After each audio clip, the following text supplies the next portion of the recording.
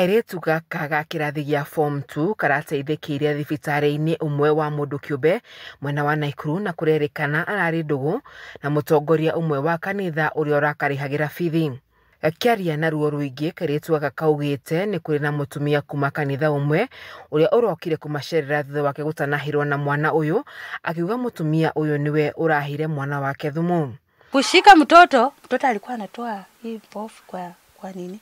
Na jaribu kumpangusa na muuliza ni nini? Ati huyu mtoto ni kama upepo vile tumetembea kwa pikipiki. Ai, hapana. Msichana akasema, "Mam, kuna kitu mtoto ananuka."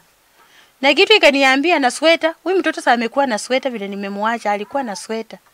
Na sasa yeye hana sweta. Na sweta iko wapi? Ati mimi sijui. Kumbe amechukua sweta vile alipea huyu mtoto dawa. Mtoto alitapika. Na sweta ameikalia, ameweka hapa, ameikalia hivi. Maafitha a borithi arĩa maretĩkire mbu ĩrĩa ĩrarĩ mũciĩ-inĩ ũyũ marakorire mũtumia ũyũ na ndawa ĩrĩa arahire mwana ũcio.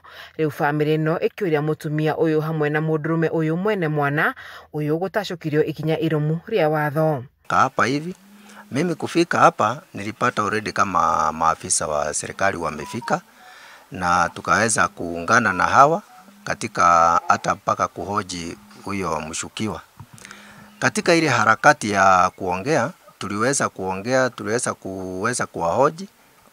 kuhoji huyo mwenye alifanya hiyo kitendo, na kusema kweli hiyo kitendo kilikuwa kibaya sana.